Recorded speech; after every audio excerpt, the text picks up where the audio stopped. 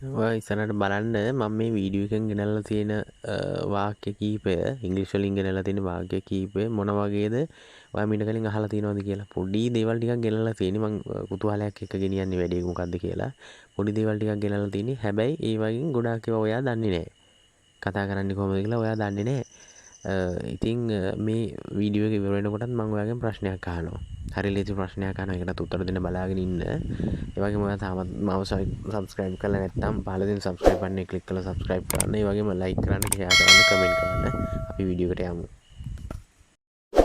Where do you live ඔයා කොහෙද ජීවත් වෙන්නේ ඔයා කොහෙද පදිංචි වෙලා ඉන්නේ Where do you live ඔය ඕනම කෙනෙක්ට යම්කිසි ස්ථානයක් තියෙනවනේ පදිංචි වෙලා ඉන්න අනිවාර්යයෙන්ම මොකක්ම හරි ප්ලේස් එකක් තියෙනවනේ තැනක ස්ථානයක් තියෙනවනේ Where do you live ඔයා කොහෙද පදිංචි වෙලා ඉන්නේ දැන් ඔයාට ඕක වෙන විදියකට අහන්න ඕන නම් ඔය ප්‍රශ්න එකටම ඇඩ් කරලා වෙන එකක් අහන්න ඕන නම් ඔයා මෙහෙම අහනවා කියන තැන Where do you work ඔයා කොහෙද වැඩ කරන්නේ Where do you work ඔයා කොහෙද වැඩ කරන්නේ දැන් අරගෙන ඇහුවේ Where do you live ඔයා කොහෙද පදිංචි වෙලා ඉන්නේ ජීවත් වෙන්නේ කියලානේ Where do you work ඔයා කොහෙද වැඩ කරන්නේ at මරියවත්ත කියලා කියන්නේ මරියවත්තේ at මරියවත්තේ Where about මරියවත්තේ කොයි හරියද දැන් අපි ඕකට වෙයා විතරක් දාලා අහන්න බෑනේ වෙයා මරියවත්ත කියලා මරියවත්ත කොහෙද එහෙම එතකොට එහෙම වෙන්නේ ඒ වගේ අර්ථයක් ඒක නිසා where about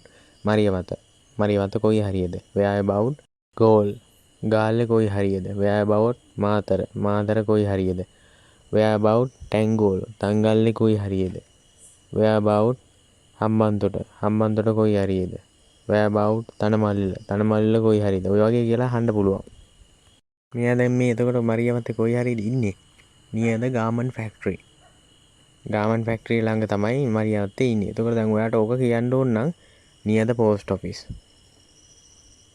තැපැල් කන්තෝරුව ළඟ ඉන්නේ නියද ස්කූල් පාසල ළඟ ඉන්නේ නියද පොලිස් ස්ටේෂන් පොලිසිය ගාව ඉන්නේ පොලිසිය ළඟ ඉන්නේ නියද මාකට් එක ළඟ කිට්ටුව ඉන්නේ ඔය වගේ කියලා කියන්න පුළුවන් ඊට පස්සේ අහනවා ඔයා සාමාන්‍යයෙන් යන්නේ එන්නේ කොහොමද?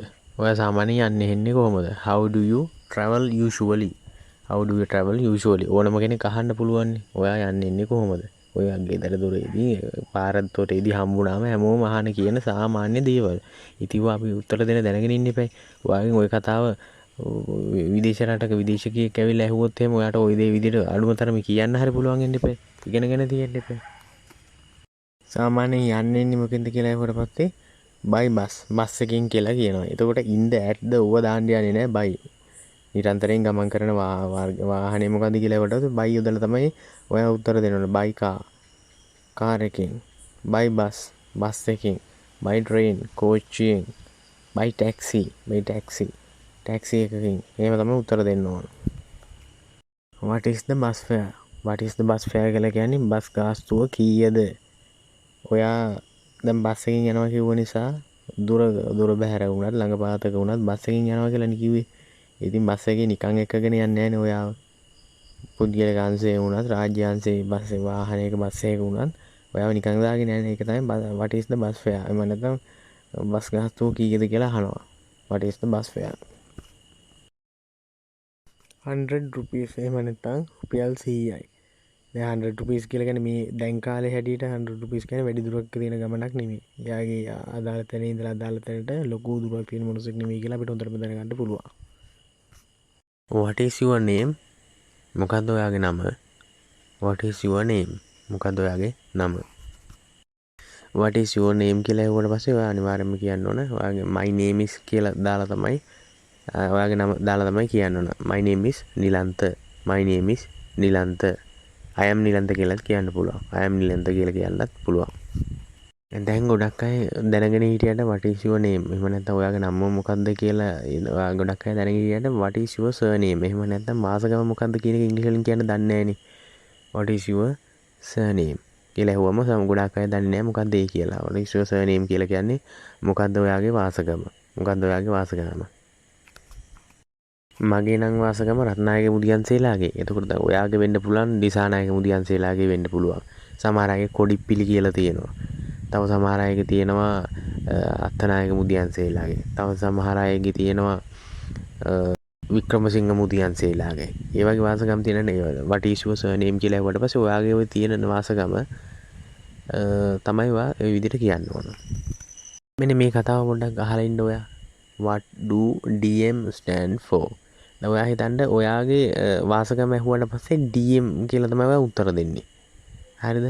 DM කියලා තමයි උත්තර දෙන්නේ. ඒ කියන්නේ කෙටි කරලානේ දිසානායක මුදියන්සේලාගේ කියන එක කෙටි කරලා තමයි DM කියලා උත්තර කරලා දෙන්නේ.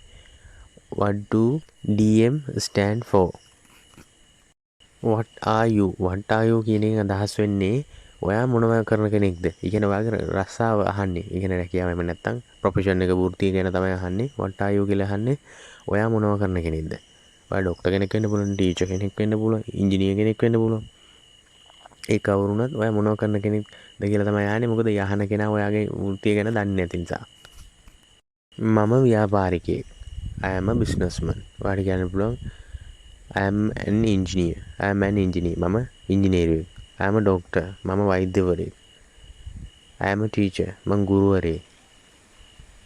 I am a surveyor. surveyor කියලා කියන්නේ මිනින්දෝරුවේ වැඩ කරන කෙනෙක්. survey කියන්නේ මිනින්දෝරුවේ වැඩ කරන කෙනෙක්.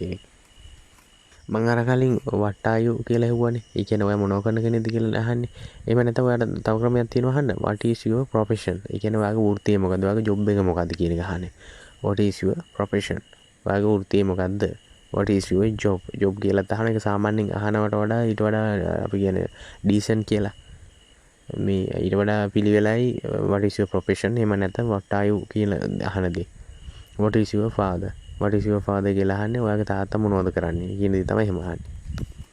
ඉතින් ප්‍රශ්නේ අහන්න වෙලාව හරි කියලා හිතනවා. වෙලාව ඇවිල්ලා තියෙන්නේ මම අහන්නේ ඔයාගේ වාසගම මොකද්ද කියලා ඇහුවනේ මම. ඒකේ වාසගමට කියන ඉංග්‍රීසි මීනින් එක මොකද්ද?